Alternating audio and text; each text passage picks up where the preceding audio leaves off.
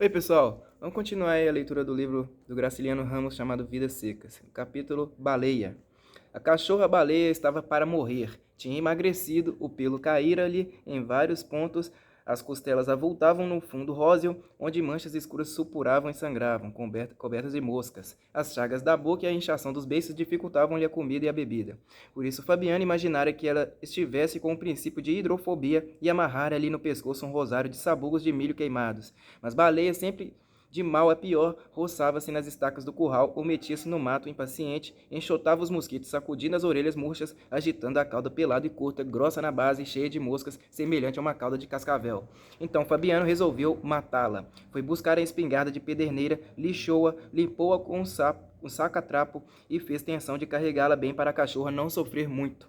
Sim, a Vitória fechou-se na camarinha, rebocando os meninos assustados que adivinhavam desgraça e não se cansavam de repetir a mesma pergunta. Vão bulir com a baleia? Tinham visto o chumbeiro e o polvarinho, os modos de Fabiano afligiam-nos. Davam-lhes a suspeita de que baleia corria perigo. Ela era como uma pessoa da família. Brincavam juntos os três, para bem dizer, não se diferenciavam. Rebolavam na areia do rio e no estrume fofo que ia subindo, ameaçava cobrir o chiqueiro das cabras. Quiseram mexer na tamarela e abrir a porta, mas sim a Vitória levou-os para a cama de varas, deitou-os e esforçou-se para tapar-lhes os ouvidos. Prendeu a cabeça do mais velho entre as coxas e espalmou as mãos nas orelhas do segundo. Como os pequenos resistissem, aperreou-se e tratou de subjugá-los, resmungando com energia. Ela também tinha um coração pesado, mas resignava-se. Naturalmente a decisão de Fabiano era necessária e justa. Pobre da baleia. Escutou, ouviu o rumor do chumbo que se derramava no cano da arma, as pancadas surdas da vareta da bucha. Suspirou, coitadinha da baleia. Os meninos começaram a gritar e a espernear, e como sim a Vitória tinha relaxado os músculos, deixou escapar o mais taludo e soltou uma praga. Capeta excomungado! Na luta que travou para segurar de novo o filho rebelde, zangou-se de verdade. Safadinho, atirou um cocorote ao crânio enrolado na coberta vermelha e na saia de ramagens. Pouco a pouco a cólera diminuiu e sem a Vitória, embalando as crianças, enjoou-se da cadela achacada, gargarejou muxoxos e nomes feios. Bicho nojento, babão, inconveniência deixar cachorro doido solto em casa, mas compreendia que estava sendo severa demais, achava difícil. Baleia endoidecera e lamentava que o marido não houvesse esperado mais um dia para ver se realmente a execução era indispensável. Nesse momento, Fabiana andava no copiar, batendo castanholas com os dedos. Sim, a Vitória encolheu o pescoço e tentou encostar os ombros às orelhas. Como isto era impossível, levantou os braços e, sem largar o filho, conseguiu ocultar um pedaço da cabeça.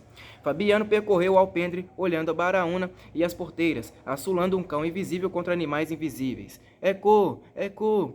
Em seguida entrou na sala, atravessou o corredor e chegou à janela baixa da cozinha. Examinou o terreiro, viu Baleia coçando-se a esfregar as peladuras no pé de turco, levou a espingarda ao rosto. A cachorra espiou o dono desconfiada, enroscou-se no tronco e foi se desviando até ficar no outro lado da árvore agachada e arisca, mostrando apenas as pupilas negras. Aborrecido com esta manobra, Fabiano saltou à janela, esgueirou-se ao longo da cerca do curral, deteve-se no mourão do canto e levou de novo a arma ao rosto. Como o animal estivesse de frente e não apresentasse bom alvo, adiantou-se mais alguns passos. Ao chegar às catingueiras, modificou a pontaria e puxou o gatilho. A carga alcançou os quartos traseiros e inutilizou uma perna de baleia, que se pôs a latir desesperadamente. Ouvindo o tiro e os latidos, sim a Vitória pegou-se à Virgem Maria e os meninos rolaram na cama chorando alto. Fabiano recolheu-se.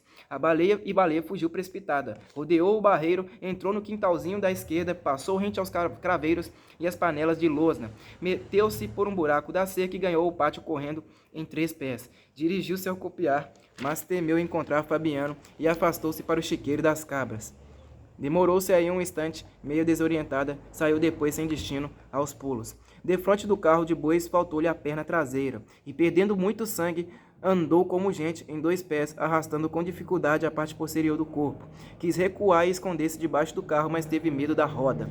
Encaminhou-se aos juazeiros. Sob a raiz de um deles havia uma barroca macia e funda. Gostava de espojar-se ali, cobria-se de poeira, evitava as moscas e os mosquitos, e quando se levantava tinha folhas secas e gravetos colados às feridas. Era um bicho diferente dos outros. Caiu antes de alcançar essa cova arredada. Tentou erguer-se, endireitou a cabeça e estirou as pernas dianteiras, mas o resto do corpo ficou deitado de banda. Nessa posição torcida, mexeu-se a custo, ralando as patas, cravando as unhas no chão, agarrando-se nos seixos miúdos. Afinal, esmoreceu e aquietou-se junto às pedras onde os meninos jogavam cobras mortas. Uma sede horrível queimava-lhe a garganta. Procurou ver as pernas e não as distinguiu. O nevoeiro impedia-lhe a visão. Pôs-se a latir e desejou morder Fabiano. Realmente não latia. Uivava baixinho e os uivos iam diminuindo, tornavam-se quase imperceptíveis. Como o sol escandeasse, conseguiu adiantar-se umas polegadas e escondeu-se numa nesga de sombra que ladeava a pedra. Olhou-se de novo aflita. Que lhe estaria acontecendo? O nevoeiro engrossava e aproximava-se. Sentiu o cheiro bom dos preás que desciam do morro, mas o cheiro vinha fraco e havia nele partículas de outros viventes. Parecia que o morro já se tinha distanciado muito. Arregaçou o focinho, aspirou o ar lentamente, com vontade de subir a ladeira e perseguir os preás, que pulavam e corriam em liberdade. Começou a arquejar penosamente, fingindo ladrar. Passou a língua pelos beiços torrados e não experimentou nenhum prazer. O olfato cada vez mais se embotava. Certamente os preás tinham fugido. Esqueceu-os de novo e lhe veio o desejo de morder Fabiano, que lhe apareceu diante dos olhos meio vidrados, com um objeto esquisito na mão. Não conhecia o objeto, mas pôs-se a tremer, convencida de que ele encerrava surpresas desagradáveis. Fez um esforço para desviar-se daquilo e encolher o rabo. Cerrou as pálpebras pesadas e julgou que o rabo estava encolhido. Não poderia morder Fabiano. Tinha nascido perto dele numa camarinha, sob a cama de varas, e consumir a existência em submissão, ladrando para juntar o gado quando o vaqueiro batia palmas. O objeto desconhecido continuava a ameaçá-la. Conteve a respiração, cobriu os dentes, espiou o inimigo por baixo das pestanas caídas. Ficou assim algum tempo, depois sossegou. Fabiano e a coisa perigosa tinham se sumido. Abriu os olhos a custo. Agora havia uma grande escuridão, com certeza o sol desaparecera. Os chocalhos das cabras tilintaram para os lados do rio. O fartum do chiqueiro espalhou-se pela vizinhança. Baleia assustou-se. Que faziam aqueles animais soltos de noite? A obrigação dela era levantar-se, conduzi-los ao bebedouro. Franziu as ventas, procurou distinguir os meninos. Estranhou a ausência deles. Não se lembrava de Fabiano. Tinha havido um desastre, mas Baleia não atribuía a esse desastre a impotência em que se achava, nem percebia que estava livre de responsabilidades. Uma angústia apertou-lhe o pequeno coração. Precisava vigiar as cabras. Àquela hora, cheiros de sussuarana deviam andar pelas ribanceiras, rondar as moitas afastadas. Felizmente, os meninos dormiam na esteira, por baixo do caritó, onde Sinha Vitória guardava o cachimbo. Uma noite de inverno gelada e nevoenta cercava a criaturinha. Silêncio completo, nenhum sinal de vida nos arredores. O galo velho não cantava no poleiro, nem Fabiano roncava na cama de varas. Estes sons não interessavam Baleia, mas quando o galo batia as asas e Fabiano se virava, emanações familiares revelaram-lhe a presença deles. Agora parecia que a fazenda se tinha despovoado. Baleia respirava depressa, a boca aberta, os queixos desgovernados, a língua pendente e insensível. Não sabia o que tinha sucedido. O estrondo, a pancada que recebera no quarto e a viagem difícil do barreiro ao fim do pátio desvaneciam-se no seu espírito. Provavelmente estava na cozinha, entre as pedras que serviam de trempe. Antes de se deitar, Sinha Vitória retirava dali os carvões e a cinza, varria com um molho de vassourinha o chão queimado, e aquilo ficava um bom lugar para cachorro descansar. O calor afugentava as pulgas, a terra se amaciava, e findos os cochilos, numerosos preás corriam e saltavam, um formigueiro de preás invadia a cozinha. A tremura subia, deixava a barriga e chegava ao peito de Baleia. Do peito para trás era tudo insensibilidade e esquecimento, mas o resto do corpo se arrepiava, espinhos de mandacaru penetravam na carne meio comida pela doença. Baleia encostava a cabecinha fatigada na pedra. A pedra estava fria, certamente Sinha Vitória tinha deixado o fogo apagar-se muito cedo. Baleia queria dormir, acordaria feliz num mundo cheio de preás, e lamberia as mãos de Fabiano, um Fabiano enorme. As crianças se espojariam com ela, rolariam com ela num pátio enorme e num chiqueiro enorme. O mundo ficaria todo cheio de preás gordos enormes. Contas. Fabiano recebia na partilha a quarta parte dos bezerros e a terça dos cabritos, mas como não tinha roça e apenas se limitava a semear na vazante uns punhados de feijão e milho, comia da feira, desfazia-se dos animais, não chegava a ferrar um bezerro ou assinar a orelha de um cabrito. Se pudesse economizar durante alguns meses, levantaria a cabeça, forjava planos. Tolice, quem é do chão não se trepa. Consumidos os legumes, roídas as espigas de milho, recorria à gaveta do amo, cedia por preço baixo os produtos das sortes, resmungava numa aflição, tentando espichar os recursos minguados, engasgava-se e engolia em seco. Transigindo com outro, não seria roubado tão descaradamente, mas receava ser expulso da fazenda, e rendia-se. Aceitava o cobre e ouvia conselhos. Era bom pensar no futuro, criar juízo. Ficava de boca aberta, vermelho, o pescoço inchando. De repente estourava. Conversa. Dinheiro anda num cavalo e ninguém pode viver sem comer. Quem é do chão não se trepa. Pouco a pouco, o ferro do proprietário queimava os bichos de Fabiano, e quando não tinha mais nada para vender, o sertanejo endividava-se. Ao chegar à partilha, estava encalacrado, e na hora das contas, davam-lhe uma ninharia. Ora, daquela vez, como das outras, Fabiano ajustou o gado, arrependeu-se, enfim deixou a transação meio apalavrada e foi consultar a mulher. Sim, a Vitória mandou os meninos para o barreiro, sentou-se na cozinha, concentrou-se, distribuiu no chão sementes de várias espécies, realizou somas e diminuições. No dia seguinte, Fabiano voltou à cidade, mas ao fechar o negócio, notou que as operações de Sim a Vitória, como de costume, diferiam das do patrão. Reclamou e obteve a explicação habitual. A diferença era proveniente de juros. Não se conformou, devia haver engano. Ele era bruto, sim senhor, via-se perfeitamente que era bruto, mas a mulher tinha miolo. Com certeza havia um erro no papel do branco. Não se descobriu o erro e Fabiano perdeu os estribos. Passara a vida inteira assim no toco, entregando o que era dele de mão beijada. Estava direito aquilo? Trabalhar como negro e nunca arranjar carta de alforria. O patrão zangou-se, repeliu a insolência, achou bom que o vaqueiro fosse procurar serviço noutra fazenda. Aí Fabiano baixou a pancada e amunhecou. Bem, não era preciso barulho, não. Se havia dito palavra à toa, pedia desculpa. Era bruto, não fora ensinado. Atrevimento não tinha, conhecia o seu lugar. Um cabra. Ia lá puxar questão com gente rica? Bruto, sim senhor, mas sabia respeitar os homens. Devia ser ignorância da mulher, provavelmente devia ser ignorância da mulher.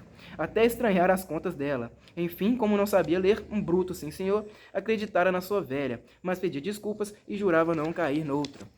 O amo abrandou e Fabiano saiu de costas, o chapéu varrendo o tijolo. Na porta, virando-se, enganchou as rosetas das esporas, afastou-se tropeçando, os sapatões de couro cru batendo no chão como cascos. Foi até a esquina, parou, tomou fôlego. Não deviam tratá-lo assim. Dirigiu-se ao quadro lentamente. Diante da bodega de seu Inácio, virou o rosto e fez uma curva larga. Depois que acontecera aquela miséria, temia passar ali. Sentou-se numa calçada, tirou do bolso o dinheiro, examinou-o, procurando adivinhar quando lhe tinham furtado. Não podia dizer em voz alta que aquilo era um furto, mas era. Tomavam-lhe o gado quase que de graça e ainda inventavam juro. Que juro? O que havia era safadeza. Ladroeira! Nem lhe permitiam queixas, porque reclamara, achara a coisa uma exorbitância, o branco se levantava furioso com 4 pedras na mão. Para que tanto espalhafato? Recordou-se do que lhe sucedera anos atrás, antes da seca longe. Num dia de apuro, recorrera ao porco magro que não queria engordar no chiqueiro e estava reservado às despesas do Natal. Matara-o antes de tempo e fora vendê-lo na cidade, mas o cobrador da prefeitura chegara com recibo e atrapalhara-o. Fabiano fingira-se desentendido, não compreendia nada, era bruto. Como o outro lhe explicasse que para vender o porco devia pagar imposto, tentara convencê-lo de que ali não havia porco, havia quartos de porco, pedaços de carne. O agente se aborrecera, insultara-o e Fabiano se encolhera. Bem, Deus o livrasse de história com o governo. Julgava que podia dispor de seus troços. Não entendia de imposto. Um bruto, está percebendo? Supunha que o cevado era dele. Agora, se a prefeitura tinha uma parte, estava acabado, pois ia voltar para casa e comer a carne. Podia comer a carne? Podia ou não podia? O funcionário batera o pé agastado e Fabiano se desculpara, o chapéu de couro na mão e o espinhaço curvo. Quem foi que disse que eu queria brigar? O melhor é a gente acabar com isso. Despedira-se, metera a carne no saco e fora vendê-la noutra rua, escondido. Mas atracado pelo cobrador, gemera no imposto e na multa. Daquele dia em diante não criara mais porcos. Era perigoso criá-los. Olhou as cédulas arrumadas na palma, os níqueis e as pratas, suspirou, mordeu os beiços. Nem lhe restava o direito de protestar. Baixava a crista. Se não baixasse, desocuparia a terra. Largar-se-ia com a mulher, os filhos pequenos e os cacarecos. Para onde, hein? Tinha para onde levar a mulher e os meninos? Tinha nada. Espalhou a vista pelos 4 cantos. Além dos telhados que lhe reduziam o horizonte, a campina se estendia seca e dura. Lembrou-se da marcha penosa que fizera através dela, com a família todos esmolambados e famintos. Haviam escapado e isso lhe parecia um milagre. Nem sabia como tinham escapado. Se pudesse mudar-se, gritaria bem alto que o roubavam. Aparentemente resignado, tinha um ódio imenso a qualquer coisa que era ao mesmo tempo a campina seca, o patrão, os soldados e os agentes da prefeitura. Tudo, na verdade, era contra ele. Estava acostumado, tinha a casca muito grossa, mas às vezes se arreliava. Não havia paciência que suportasse tanta coisa. Um dia o homem faz besteira e se desgraça. Pois não estavam vendo que ele era de carne e osso? Tinha obrigação de trabalhar para os outros, naturalmente, conhecia o seu lugar. Bem, nascera com esse destino, ninguém tinha culpa de ele haver nascido com um destino ruim. Que fazer? Podia mudar a sorte? Se lhe dissessem que era possível melhorar de situação, espantar-se-ia. Tinha vindo ao mundo para amassar brabo, curar feridas com rezas, consertar secas de inverno e verão. Era sina. O pai vivera assim, o avô também. E para trás não existia família. Cortar mandacaru, encebar látegos, aquilo estava no sangue. Conformava-se, não pretendia mais nada. Se lhe dessem o que era dele, estava certo. Não davam. Era um desgraçado, era como um cachorro, só recebia ossos. Por que seria que os homens ricos ainda lhe tomavam uma parte dos ossos? Fazia até nojo pessoas importantes se ocuparem com semelhantes porcarias. Na palma da mão, as notas estavam úmidas de suor. Desejava saber o tamanho da extorsão. Da última vez que fizeram contas com um amo, o prejuízo parecia menor. Alarmou-se. Ouvira falar em juros e em prazos. Isto lhe dera uma impressão bastante penosa. Sempre que os homens sabidos lhe diziam palavras difíceis, ele saía logrado. Sobressaltava-se escutando-as. Evidentemente só serviam para encobrir ladroeiras, mas eram bonitas. Às vezes decorava algumas e empregava-as fora de propósito. Depois esquecia-as, para que um pobre da laia dele usar conversa de gente rica. Sinha Terta, que tinha uma ponta de língua terrível. Falava quase tão bem como as pessoas da cidade. Se ele soubesse falar como Sinha Terta, procuraria serviço noutra fazenda, haveria de arranjar-se. Não sabia. Nas horas de aperto dava para gaguejar, embaraçava-se como um menino, coçava os cotovelos aperreado. Por isso esfolavam-no. Safados, tomaram as coisas de um infeliz que não tinha onde cair morto. Não via que isso não estava certo? Que iam ganhar com semelhante procedimento? Hein? Que iam ganhar? Agora não criavam porco e queria ver o tipo da prefeitura cobrar dele imposto e multa. Arrancavam-lhe a camisa do corpo e ainda por cima davam-lhe facão e cadeia, pois não trabalharia mais e ia descansar. Talvez não fosse. Interrompeu o monólogo, levou uma eternidade contando e recontando mentalmente o dinheiro. Amarrotou-o com força, empurrou-o no bolso raso da calça, meteu na calça estreita o botão de osso. Porcaria! Levantou-se, foi até a porta de uma bodega com vontade de beber cachaça. Como havia muitas pessoas encostadas ao balcão, recuou. Não gostava de se ver no meio do povão. Faltava de costume. Às vezes dizia uma coisa sem intenção de ofender, entendiam outra e lá vinham questões. Perigoso entrar na bodega. O único vivente que o compreendia era a mulher. Nem precisava falar, bastavam os gestos. Sinha Terta é que se explicava como gente da rua. Muito bom uma criatura ser assim, ter recurso para se defender. Ele não tinha. Se tivesse, não viveria naquele estado. Um perigo entrar na bodega. Estava com desejo de beber um quarteirão de cachaça, mas lembrava-se da última visita feita à venda de seu Inácio. Se não tivesse tido a ideia de beber, não lhe haveria sucedido aquele desastre. Nem podia tomar uma pinga descansado. Bem, ia voltar para casa e dormir. Saiu lento, pesado, capiongo, as rosetas das esporas silenciosas. Não conseguiria dormir. Na cama de varas havia um pau com um nó, bem no meio. Só muito cansaço fazia um cristão acomodar em semelhante dureza. Precisava fatigar-se no lombo de um cavalo ou passar o dia consertando cercas. Derreado, Bambo espichava-se e roncava como um porco. Agora não lhe seria possível fechar os olhos. Rolaria a noite inteira sobre as varas, matutando naquela perseguição. Desejaria imaginar o que ia fazer para o futuro. Não ia fazer nada. Matar-se-ia no serviço e moraria numa casa alheia, enquanto o deixassem ficar. Depois sairia pelo mundo e iria morrer de fome na caatinga seca. Tirou do bolso o rolo de fumo, preparou um cigarro com a faca de ponta. Se ao menos pudesse recordar-se de fatos agradáveis, a vida não seria inteiramente má. Deixara a rua, levantou a cabeça, viu uma estrela, depois muitas estrelas. As figuras dos inimigos esmoreceram. Pensou na mulher, nos filhos e na cachorra morta. Pobre de baleia. Era como se ele tivesse matado uma pessoa da família. O soldado amarelo. Fabiano meteu-se na vereda que ia desembocar na lagoa seca, torrada, coberta de catingueiras e capões de mato. Ia pesado. O aió cheio e tiracolo, muitos látegos e chocalhos pendurados num braço. O facão batia nos tocos. Espiava o chão como de costume, decifrando rastros. Conheceu os da égua russa e da cria, marcas de cascos grandes e pequenos. A égua russa, com certeza, deixara pelos brancos no tronco de angico. Urinara na areia e o mijo desmanchara as pegadas, o que não aconteceria se tratasse de um cavalo. Fabiano ia desprecatado, observando esses sinais e outros que se cruzavam de viventes menores. Corcunda parecia farejar o solo, e a caatinga deserta animava-se, os bichos que ali tinham passado voltavam. Apareciam-lhe diante dos olhos miúdos. Seguiu a direção que a égua havia tomado. Andara cerca de 100 braças, quando o cabresto do cabelo que trazia no ombro se enganchou no pé de quipá. Desembaraçou o cabresto, puxou o facão, pôs-se a cortar as quipás e as palmatórias que interrompiam a passagem. Tinha feito um estrago feio, a terra se cobrira de palmas espinhosas.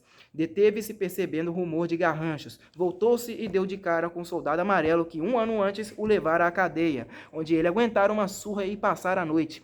Baixou a arma. Aquilo durou um segundo. Menos, durou uma fração de segundo. Se houvesse durado mais tempo, o amarelo teria caído esperneando na poeira com o quengo rachado. Como o impulso que moveu o braço de Fabiano foi muito forte, o gesto que ele fez teria sido bastante para um homicídio se outro impulso não lhe dirigisse o braço em sentido contrário. A lâmina parou de chofre, junto à cabeça do intruso bem em cima do boné vermelho. A princípio, o vaqueiro não compreendeu nada. Viu apenas que estavam ali um inimigo. De repente notou que aquilo era um homem e, coisa mais grave, uma autoridade. Sentiu um choque violento, deteve-se, o braço ficou irresoluto, bambo inclinando-se para um lado e para o outro. O soldado, magrinho, enfesadinho, tremia, e Fabiano tinha vontade de levantar o facão de novo. Tinha vontade, mas os músculos afrouxavam. Realmente não quisera matar um cristão. Procedera como quando, a montar brabo, evitava galhos e espinhos. Ignorava os movimentos que fazia na cela. Alguma coisa empurrava para a direita ou para a esquerda. Era essa coisa que ia partindo a cabeça do amarelo. Se ela tivesse demorado um minuto, Fabiano seria um cabra valente. Não demorara. A certeza do perigo surgiria, e ele estava indeciso, de olho arregalado, respirando com dificuldade e um espanto verdadeiro no rosto barbudo coberto de suor, o cabo do facão mal seguro entre os dois dedos úmidos. Tinha medo e repetia que estava em perigo, mas isso lhe pareceu tão absurdo que se pôs a rir. Medo daquilo? Nunca vira uma pessoa tremer assim. Cachorro. Ele não era um dunga na cidade? Não pisava os pés dos matutos na feira? Não botava gente na cadeia? Sem vergonha, mofino. Irritou-se. Por que seria que aquele safado batia os dentes como um catitu? Não via que ele era incapaz de vingar-se? Não via? Fechou a cara. A ideia do perigo ia se sumindo. Que perigo? Contra aquilo nem precisava facão, bastavam as unhas. Agitando os chocalhos e os látegos, chegou a mão esquerda, grossa e cabeluda, à cara do polícia, que recuou e se encostou a uma catingueira. Se não fosse a catingueira, o infeliz teria caído.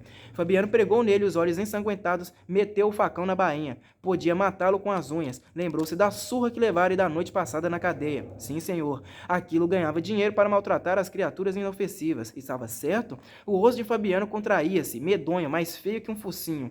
Hein? Estava certo? Bulir com as pessoas que não fazem mal a ninguém? Por quê? Sufocava-se as rugas da testa aprofundavam-se, os pequenos olhos azuis abriam-se demais numa interrogação dolorosa. O soldado encolhia-se, escondia-se por detrás da árvore, e Fabiano cravava as unhas nas palmas calosas. Desejava ficar cego outra vez. Impossível readquirir aquele instante de inconsciência. Repetia que a arma era desnecessária, mas tinha certeza de que não conseguiria utilizá-la, e apenas queria enganar-se. Durante um minuto, a cólera que sentia por se considerar impotente foi tão grande que recuperou a força e avançou para o inimigo. A raiva cessou, os dedos que feriam a palma descerraram-se e Fabiano estacou desajeitado como um pato, o corpo amolecido. Grudando-se à catingueira, o soldado apresentava apenas um braço, uma perna e um pedaço da cara, mas esta banda de homem começava a crescer aos olhos do vaqueiro, e a outra parte, a que estava escondida, devia ser maior. Fabiano tentou afastar a ideia absurda. Como a gente pensa coisas bestas? Alguns minutos antes não pensava em nada, mas agora suava frio e tinha lembranças insuportáveis. Era um sujeito violento de coração perto da goela. Não, era um cabra que se arreliava algumas vezes, e quando isso acontecia, sempre se dava mal.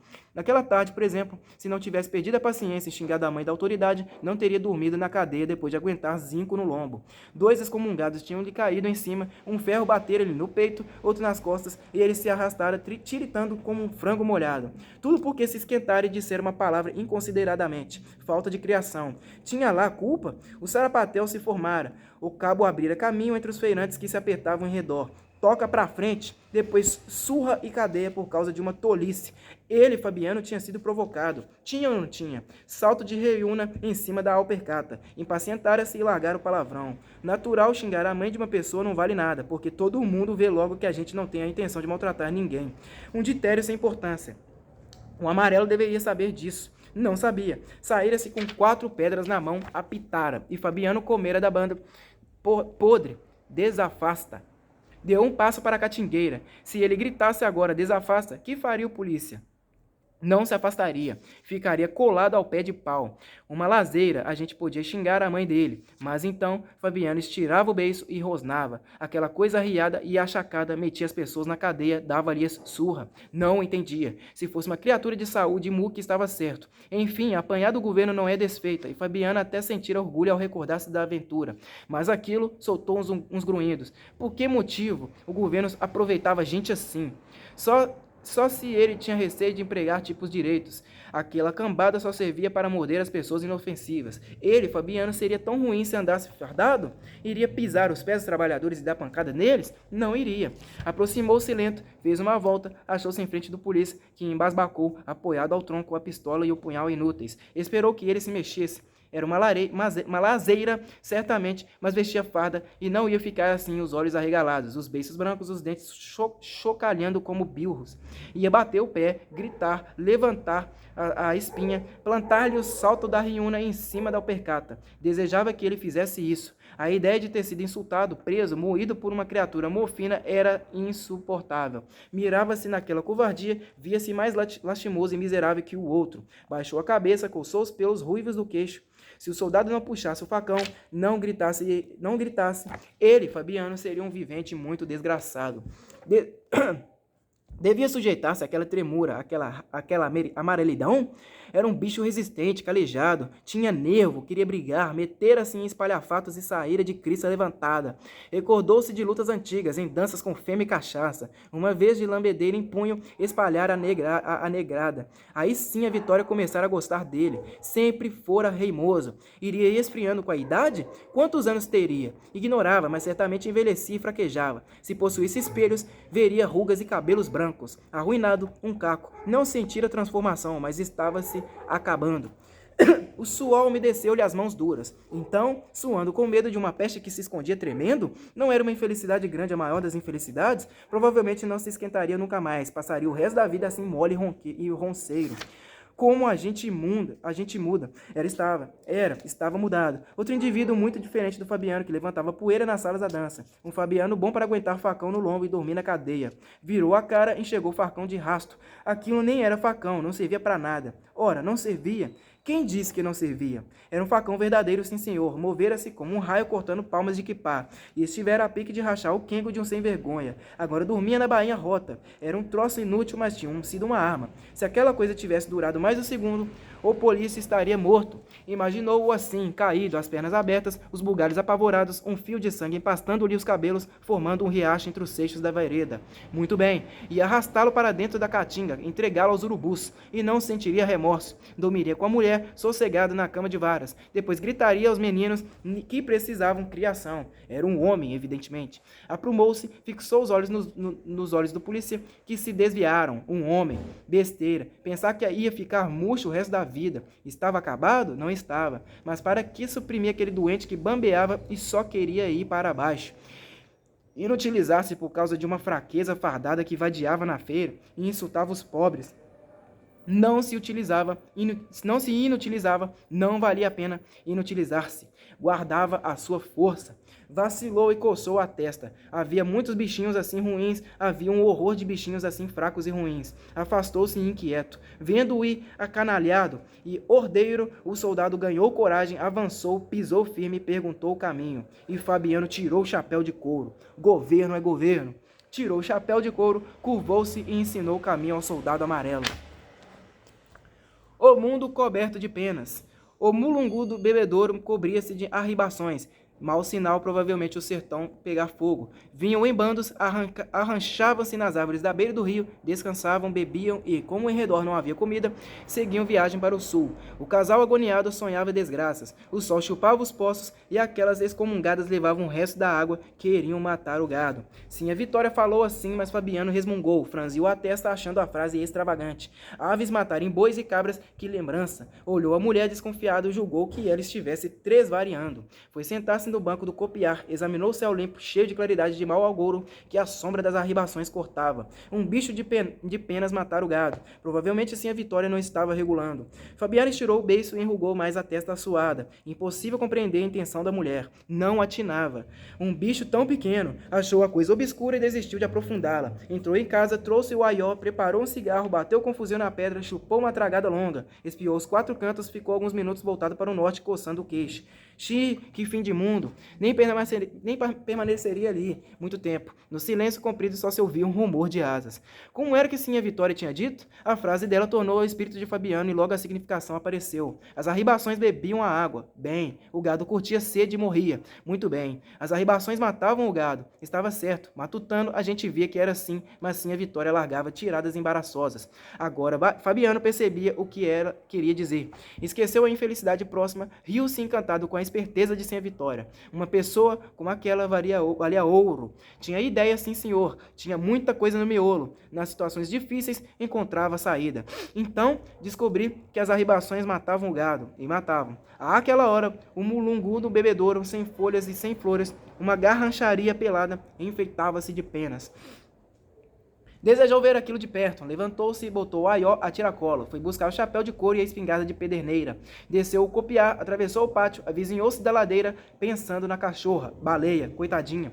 Tinham-lhe aparecido aquelas coisas horríveis na boca, o pelo caíra e ele precisara matá-la. Teria procedido bem? Nunca havia refletido nisso. A cachorra estava doente. Podia consentir que ela mordesse os meninos? Podia consentir? Loucura expor as crianças à hidrofobia. Pobre da baleia. Sacudiu a cabeça para afastá-la do espírito. Era o diabo daquela espingarda que lhe trazia a imagem da cadelinha. A espingarda, sem dúvida, virou o rosto defronte das pedras do fim do pátio, onde baleia aparecera fria, inteiriçada, com os olhos comidos pelos urubus. Alargou o passo, desceu a ladeira, pisou a terra de aluvião, aproximou-se do bebedouro. Havia um bater doido de asas por cima da poça de água preta. A garrancheira do mulungu estava completamente invisível. Pestes. Quando elas desciam do sertão, acabava-se tudo. O gado ia afinar-se, até os espinhos secariam. Suspirou. Que havia de fazer? Fugir de novo, aboletar-se noutro lugar, recomeçar a vida. Levantou a espingarda, puxou o gatilho sem pontaria. 5 ou 6 aves caíram no chão, o resto se espantou. Os galhos queimados surgiram nus, mas pouco a pouco se foram cobrindo, aquilo não tinha fim. Fabiano sentou-se desanimado na ribanceira do bebedouro, carregou lentamente a espingarda com chumbo miúdo e não socou a bucha, para a carga espalhar-se e alcançar muitos inimigos. Novo tiro, novas quedas, mas isto não deu nenhum prazer a Fabiano. Tinha ali comida para 2 ou 3 dias. Se possuísse munição, teria comida para semanas e meses. Examinou o polvarinho e o chumbeiro, pensou na viagem, estremeceu. Tentou iludir-se, imaginou que ela não se realizaria se ele não a provocasse com ideias ruins. Reacendeu o cigarro, procurou distrair-se falando baixo. Sinha Terta era pessoa de muito saber naquelas beiradas. Como mandaria as contas com o patrão? Estava ali o que ele não conseguiria nunca decifrar. Aquele negócio de juros engolia tudo. E, afinal, o branco ainda achava que fazia favor. O soldado amarelo. Fabiano, encaiporado, fechou as mãos e deu murros na coxa. Diabo, esforçava-se por esquecer uma infelicidade e vinham outras infelicidades. Não queria lembrar-se do patrão nem do soldado amarelo, mas lembrava-se com desespero, enroscando-se como uma cascavel assanhada. Era um infeliz, era a criatura mais infeliz do mundo. Devia ter ferido naquela tarde o soldado amarelo, devia tê-lo cortado a facão. Cabra ordinário, morfina, encolher-se e ensinar o caminho. Esfregou a testa suada e enrugada. Para que recordar a vergonha? Pobre dele. Estava então decidido que viveria sempre assim? Cabra safado, mole. Se não fosse tão fraco, teria entrado no cangaço e feito misérias. Depois levaria um tiro de emboscada ou envelheceria na cadeia, cumprindo sentença, mas isto era melhor que acabasse numa beira de caminho, assando no calor a mulher e os filhos acabando-se também. Devia ter furado o pescoço do amarelo com faca de ponta devagar. Talvez estivesse preso e respeitado. Um homem respeitado, um homem. Assim como estava, ninguém podia respeitá-lo. Não era homem, não era nada. Aguentava zinco no lombo e não se vingava. Fabiano, meu filho, tem coragem, tem vergonha, Fabiano. Mata o soldado amarelo. Os soldados amarelos são os desgraçados que precisam morrer. Mata o soldado amarelo e os que mandam nele. Como gesticulava com furor, gastando muita energia, pôs-se a resfolegar e sentiu sede. Pela cara vermelha queimada o suor corria, tornava mais escura a barba ruiva. Desceu da ribanceira, agachou-se à beira da água salobra, pôs-se a beber ruidosamente nas palmas das mãos. Uma nuvem de arribações voou assustada. Fabiano levantou-se, um brilho de indignação dos olhos. Miseráveis. A cólera dele se voltava de novo contra as aves. Tornou a sentar-se na ribanceira, atirou muitas vezes nos ramos do mulungu, o chão ficou todo coberto de cadáveres. Iam ser salgados, estendidos em cordas. Tencionou aproveitá-los como alimento na viagem próxima. Devia gastar o resto do dinheiro em chumbo e pólvora, passar um dia no bebedouro, depois largar-se pelo mundo. Seria necessário mudar-se? Apesar de saber perfeitamente que era necessário, agarrou-se a esperanças frágeis. Talvez a seca não viesse, talvez chovesse. Aqueles malditos bichos é que lhe faziam medo. Procurou esquecê-los, mas como poderia esquecê-los se estavam ali, voando-lhe em torno da cabeça, agitando-se na lama, empoleirados nos galhos, espalhados no chão, mortos? Se não fossem eles, a seca não existiria. Pelo menos não existiria naquele momento. Viria depois, seria mais curta. Assim começava logo, e Fabiana sentia-se de longe. Sentia-a de longe. Sentia como se ela já tivesse chegado, experimentava adiantamente a fome, a sede, as fadigas imensas das retiradas. Alguns dias antes estava sossegado, preparando látegos, consertando cercas. De repente, um risco no céu, outros riscos, milhares de riscos juntos, nuvens, um medonho rumor de asas a anunciar destruição. Ele já andava meio desconfiado vendo as fontes minguarem, e olhava com desgosto a brancura das manhãs longas e a vermelhidão sinistra das tardes. Agora confirmavam-se as suspeitas. Miseráveis! As bichas excomungadas eram a causa da seca. Se pudessem matá-las, a seca se extinguiria. Mexeu-se com violência, carregou a espingarda furiosamente. A mão grossa, cabeluda, cheia de manchas e descascada, tremia sacudindo a vareta. Pestes! Impossível dar cabo daquela praga. Estirou os olhos pela campina. Achou-se isolado. Sozinho no mundo coberto de penas, de aves que iam comê-lo. Pensou na mulher e suspirou. Coitada de Sinha Vitória, novamente nos desacampadas, transportando o baú de folha. Uma pessoa de tanto juízo marchar na terra queimada, esfolar os pés nos seixos, era duro. As arribações matavam o gado. Como tinha Sinha Vitória descoberto aquilo? Difícil. Ele, Fabiano, espremendo os miolos, não diria semelhante frase. Sinha Vitória fazia contas direito. Sentava-se na cozinha, consultava montes de sementes de várias espécies, correspondentes a 1000 réis, tostões e vinténs, e acertava. As contas do patrão eram diferentes, arranjadas à tinta e contra o vaqueiro, mas Fabiano sabia que elas estavam erradas e o patrão queria enganá-lo. Enganava. Que remédio? Fabiano, um desgraçado, um cabra dormia na cadeia e aguentava zinco no lombo. Podia reagir? Não podia, um cabra, mas as contas de Sinha Vitória deviam ser exatas. Pobre de Sinha Vitória, não conseguiria nunca estender os ossos numa cama, um único desejo que tinha. Os outros não se deitavam em camas? Receando magoá-la, Fabiano concordava com ela, embora aquilo fosse um sonho. Não poderiam dormir como gente, e agora iam ser comidos pelas arribações.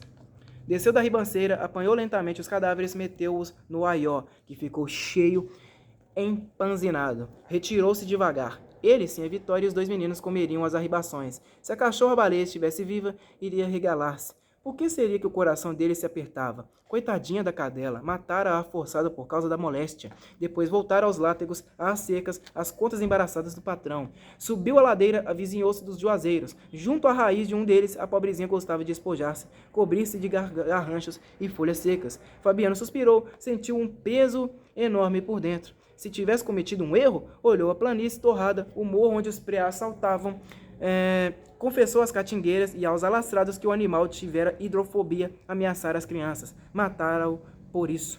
Aqui as ideias de Fabiano atrapalharam-se. A cachorra misturou-se com as arribações, que não se distinguiam da seca. Ele, a mulher e os 2 meninos seriam comidos. Sim, a Vitória tinha razão.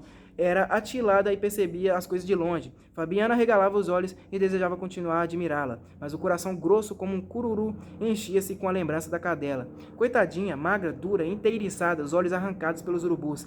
Diante dos juazeiros, Fabiana apressou-se. Sabia lá se a alma da baleia andava por ali, fazendo visagem? Chegou-se à casa com medo, e escurecendo, e àquela hora ele sentia sempre uns vagos terrores. Ultimamente via esmorecido, mofino, porque as desgraças eram muitas.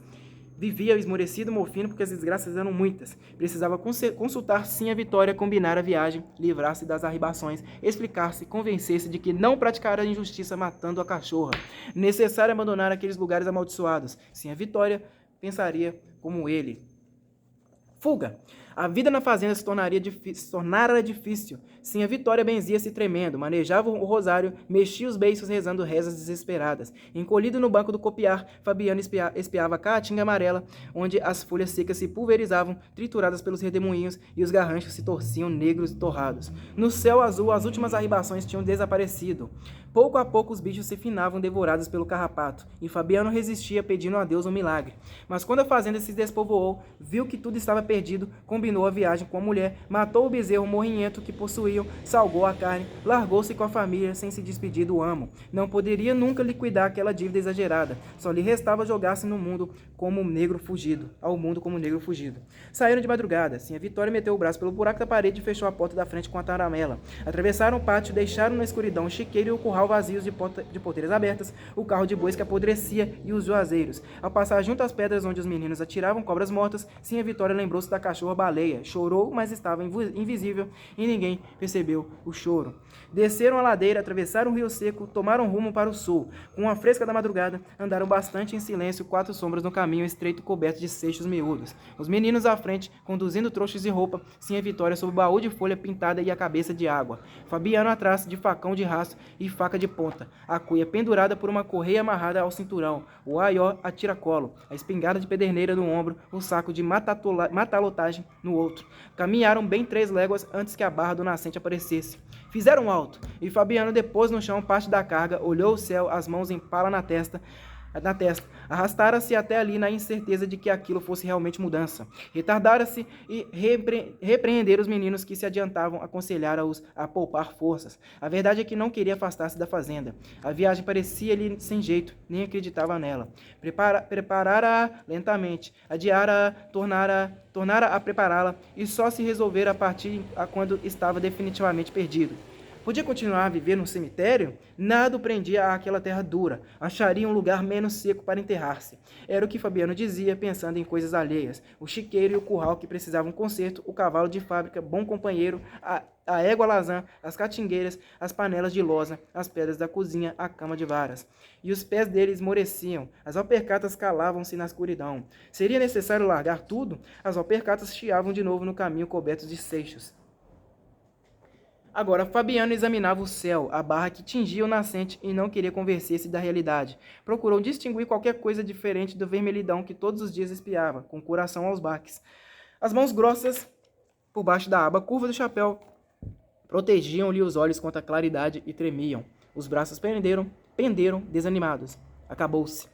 Antes de olhar o céu, já sabia que ele estava negro num lado, cor de sangue no outro, e ia tornar-se profundamente azul. Estremeceu como se descobrisse uma coisa muito ruim.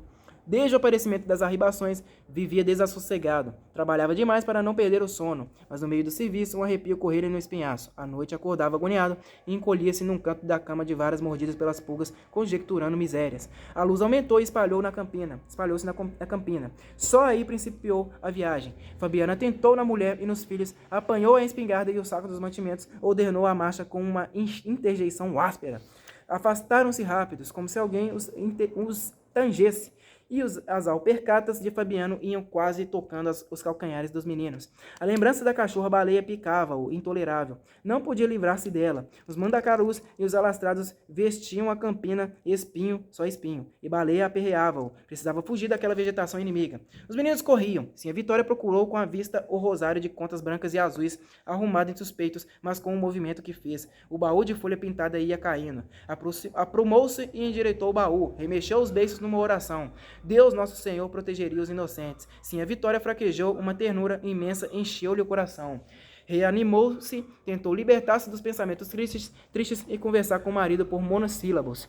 Apesar de ter boa ponta da língua, sentiu um aperto na garganta e não poderia explicar-se. Mas achava-se desamparada e miúda na solidão. Necessitava um apoio, alguém que lhe desse coragem. Indispensável ouvir qualquer som. A manhã, sem pássaros, sem folhas e sem vento, progredia num silêncio de morte. A faixa vermelha desaparecera. Diluía-se no azul que enchia o céu. Sim, a Vitória precisava falar. Se ficasse calada, seria como um pé de mandacaru, secando, morrendo. Queria enganar-se, gritar, dizer que era forte. E a quintura medonha, as árvores transformadas em garranchos, a imobilidade e o silêncio não valiam nada. Chegou-se a Fabiano, amparou-o e amparou-se. Esqueceu os objetos próximos, os espinhos, as arribações, os urubus que farejavam carniça. Falou no passado, confundiu-o com o futuro. Não poderiam voltar a ser o que já tinham sido? Fabiano hesitou, resmungou, como fazia sempre que lhe dirigiam palavras incompreensíveis, mas achou bem que sim a Vitória tivesse puxado conversa. Ia no desespero, o saco da comida e o aió começavam a pesar excessivamente. Sim, a Vitória fez a pergunta. Fabiano matutou e andou bem meia légua sem sentir. A princípio, quis responder que evidentemente eles eram o que tinham sido. Depois achou que estavam mudados, mais velhos e mais fracos. Eram outros, para bem dizer. Sinha Vitória insistiu. Não seria bom tornarem a viver como tinham vivido, muito longe? Fabiano agitava a cabeça, vacilando. Talvez fosse, talvez não fosse. Cochicharam uma conversa longa e intercortada, cheia de mal-entendidos e repetições. Viver como tinham vivido numa casinha protegida pela bolandeira de São Tomás. Discutiram e acabaram reconhecendo que aquilo não valeria a pena, porque estariam sempre assustados pensando na seca. Aproximavam-se agora dos lugares habitados, haveriam de achar morada. Não andariam sempre à toa como ciganos. O vaqueiro ensombrava-se com a ideia de que se dirigia a terras onde talvez não houvesse gados para tratar. Sim, a Vitória tentou sossegá-lo, dizendo que ele poderia entregar-se a outras ocupações, e Fabiano estremeceu, voltou-se, estirou os olhos em direção à fazenda abandonada. Recordou-se dos animais feridos e logo afastou a lembrança. Que fazia ali virado para trás? Os animais estavam mortos. Encarquilhou as pálpebras contendo as lágrimas. Uma grande saudade espremeu o coração, mas um instante depois vieram-lhe ao espírito figuras insuportáveis. O patrão, o soldado amarelo, a cachorra-baleia inteiriçada junto às pedras no fim do pátio. Os meninos sumiam-se numa curva do caminho. A Fabiana adiantou-se para alcançá-los. Era preciso aproveitar a disposição deles. Deixar que andassem à vontade. Sim, a Vitória acompanhou o marido, chegou-se aos filhos. Dobrando o cotovelo da estrada, Fabiano sentia distanciar-se um pouco dos lugares onde tinha vivido alguns anos. O patrão, o soldado amarelo e a cachorra-baleia esmoreceram no seu espírito. E a conversa recomeçou. Agora Fabiano estava meio otimista. Endireitou o saco de comida, examinou o rosto carnudo e as pernas grossas da mulher. Bem, desejou fumar. Como segurava a boca do saco e a coronha despingada, não pôde realizar o desejo. Temeu arriar, não prosseguir na caminhada. Continuou a tagarelar, agitando a cabeça para afugentar uma nuvem que, vista de perto, escondia o patrão, o soldado amarelo e a cachorra-baleia. Os pés calosos, duros como cascos, metidos em alpercatas novas, caminhariam meses. Ou não caminhariam? Sim, a Vitória achou que sim. Fabiana agradeceu a opinião dela e gabou-lhes as pernas grossas, as nádegas volumosas, os peitos cheios. As bochechas de sim a Vitória avermelharam-se e Fabiano repetiu com entusiasmo o elogio. Estava boa, estava taluda, poderia andar muito.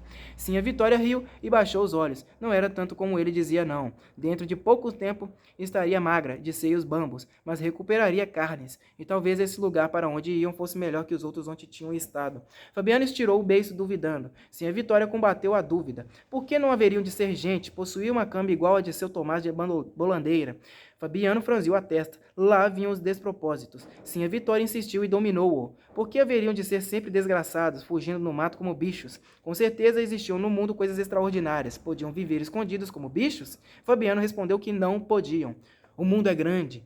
Realmente para eles era bem pequeno, mas afirmavam que era grande, e marchavam meio confiados, meio inquietos. Olharam os meninos que olhavam os montes distantes, onde havia seres misteriosos. Em que estariam pensando? Zumbiu sim a Vitória. Fabiano estranhou a pergunta e rosnou uma objeção. Menino é bicho miúdo, perdão. Não pensa. Mas sim, a Vitória renovou a pergunta, e a certeza do marido abalou-se. Ela devia ter razão, tinha sempre razão. Agora desejava saber o que iriam fazer os filhos quando crescessem. Vaquejar, opiniou Fabiano. Sim, a Vitória, com uma careta enjoada, balançou a cabeça negativamente, arriscando-se a derrubar o baú de folha. Nossa Senhora os livrassem de semelhante desgraça. Vaquejar? Que ideia! Chegariam a uma terra distante, esqueceriam a caatinga onde haviam montes baixos, cascalhos, rios secos, espinhos, urubus, bichos morrendo, gente morrendo. Não voltariam nunca mais, resistiriam à saudade que ataca os sertanejos na mata. Então, eles eram bois para morrer tristes por falta de espinhos? Fixar-se-iam muito longe, adotariam costumes diferentes. Fabiano ouviu os sonhos da mulher, deslumbrado, relaxou os músculos e o saco de comida escorregou-lhe no ombro. Aprumou-se, deu um puxão à carga. A conversa de sim a Vitória servira muito. Haviam caminhado léguas quase sem sentir. De repente veio a fraqueza. Devia ser fome. Fabiano ergueu a cabeça, piscou os olhos por baixo da aba negra e queimada de chapéu de couro. Meio-dia, pouco mais ou menos. Baixou os olhos escandeados, procurou, descobrindo na planície uma sombra ou sinal de água. Estava realmente com um buraco no estômago. Endireitou o saco de novo e, para conservá-lo em equilíbrio, andou pendido, um ombro alto, outro baixo. O otimismo de sim a Vitória já não lhe fazia moça. Ela ainda se agarrava a fantasias. Coitada. Armar semelhantes planos, assim bamba, o peso do baú e da cabeça enterrando-lhe o pescoço no corpo.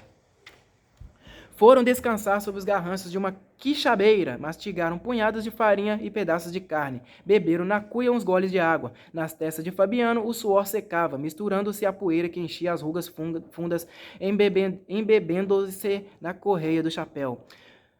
A tontura desaparecera, o estômago sossegara. Quando partissem, a cabaça não envergaria o espinhaço de Sinha Vitória. Instintivamente procurou no descampado indício de fonte. Um friozinho agudo arrepiou-o. Mostrou os dentes sujos de um riso infantil. Como podia ter frio com semelhante calor? Ficou um instante assim besta, olhando os filhos, a mulher e a bagagem pesada. O menino mais velho esbrugava um osso com apetite. Fabiano lembrou-se da cachorra-baleia. Outro arrepio ocorreu-lhe a espinha. O riso besta esmoreceu. Se achassem água ali por perto, beberiam muito, sairiam cheios, arrastando os pés. Fabiano comunicou isto a Sinha Vitória e indicou uma depressão do terreno.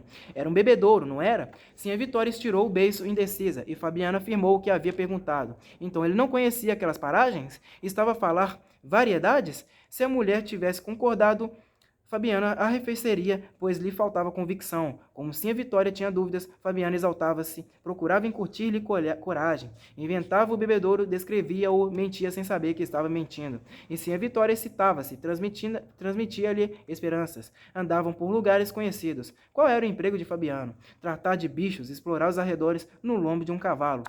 E ele explorava tudo. Para lá dos montes afastados havia outro mundo, um mundo temeroso. Mas para cá, na planície, tinha de cor plantas e animais, buracos e pedras. Os meninos deitaram-se e pegaram no sono. Sinha Vitória pediu o binga ao companheiro e acendeu o cachimbo. Fabiano preparou um cigarro. Por enquanto estavam sossegados. O bebedouro indeciso tornara-se realidade. Voltaram a cochichar projetos, as fumaças do cigarro e do cachimbo misturaram-se. Fabiano insistiu nos seus conhecimentos topográficos, falou no cavalo de fábrica. Ia morrer na certa um animal tão bom. Se tivesse vindo com eles, transportaria bagagem. Algum tempo comeria folhas secas, mas além das montes encontraria alimento verde. Infelizmente, pertencia ao fazendeiro e definhava sem ter quem lhe desse a ração. Ia morrer o amigo, lazarento e com esparavões, num canto de cerca, vendo os urubus chegarem banzeiros, saltando os bicos, ameaçando-lhe os olhos. A lembrança das aves medonhas que ameaçavam com os bicos, pontudos os olhos das criaturas vivas, horrorizou Fabiano. Se elas tivessem paciência, comeriam tranquilamente a carniça. Não tinham paciência aquelas pestes vorazes que voavam lá em cima fazendo curvas. Pestes! Voavam sempre, não se podia saber de onde vinha tanto urubu. Pestes! Olhou as sombras movediças que enchiam a campina. Talvez estivessem fazendo ciclos em redor do pobre cavalo esmorecido num canto de cerca. Os olhos de Fabiano se umedeceram.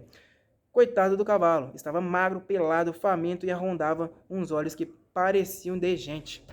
Pestes! O que indignava Fabiano era o costume que os miseráveis tinham de atirar bicadas aos olhos das criaturas que já não se podiam defender. Ergueu-se, assustado, como se os bichos tivessem descido do céu e andassem ali perto num voo baixo, fazendo curvas cada vez menores em torno de seu corpo, de Sinha Vitória e dos meninos. Sinha Vitória percebeu-lhe a inquietação na cara torturada e levantou-se também, acordou os filhos, arrumou os picuás. Fabiano retomou o carrego. Sinha Vitória desatou-lhe a correia presa ao cinturão. Tirou a cuia e emborcou-a na cabeça do menino mais velho, sobre uma rodilha de molambos. Em cima pôs uma trouxa. Fabiana provou o arranjo, sorriu, esqueceu os urubus e o cavalo. Sim, senhor, que mulher! Assim ele ficaria com a carga aliviada e o pequeno teria um guarda-sol. O peso da cuia era uma insignificância, mas Fabiano achou-se leve. Pisou rijo e encaminhou-se ao bebedouro. Chegariam lá antes da noite. Beberiam, descansariam, continuariam a viagem com o luar. Tudo isso era duvidoso, mas adquiria consistência, e a conversa recomeçou enquanto o sol descambava. Tenho comido toicinho com mais cabelo, declarou Fabiano, desafiando o céu, os espinhos e os urubus. Não é? Murmurou Sinha Vitória, sem perguntar, apenas confirmando o que ele dizia. Pouco a pouco, uma vida nova, ainda confusa, se foi esboçando. Acomodar-se-iam num sítio pequeno, o que parecia difícil a Fabiano, criado solto no mato. Cultivariam um pedaço de terra, mudar-se-iam depois para uma cidade, e os meninos frequentariam escolas, seriam diferentes deles. Sinha Vitória esquentava-se. Fabiano ria, tinha desejo de esfregar as mãos agarradas à boca do saco e a coronha da espingarda de pederneira. Não sentia a espingarda, o saco, as pedras miúdas que lhe entravam nas alpercatas, o cheiro de carniças que emprestavam caminho. As palavras de Sinha Vitória encantavam-no. Iriam para frente, iriam para diante, alcançariam uma terra desconhecida. Fabiano estava contente e acreditava nessa terra, porque não sabia como ela era nem onde era. Repetia docilmente as palavras de Sinha Vitória, as palavras que Sinha Vitória murmurava porque tinha confiança nele. E andavam para o sul, metidos naquele sonho, uma cidade grande, cheia de pessoas fortes. Os meninos em escolas aprendendo coisas difíceis e necessárias. Eles dois velhinhos acabando-se com os cachorros inúteis, acabando-se como baleia. Que iriam fazer? Retardaram-se temerosos. Chegariam a uma terra desconhecida e civilizada, ficariam presos nela. E o sertão continuaria a mandar gente para lá. O sertão mandaria para a cidade homens fortes, brutos, como Fabiano, Sinha Vitória e os dois meninos. Bom, pessoal, vou parar por aqui, tá? Próximo capítulo vai ser Valores e Misérias das Vidas Secas. Eu não sei, é de Álvaro Lins. Eu não sei se vai ser aí um comentário. Na verdade, eu acho que o livro já até acabou. Vai ser um comentário. Mas eu vou deixar aqui esse comentário, possível comentário de Álvaro Lins para o próximo vídeo, tá bom? Muito obrigado a todos vocês que acompanharam a leitura deste livro até aqui. E até a próxima.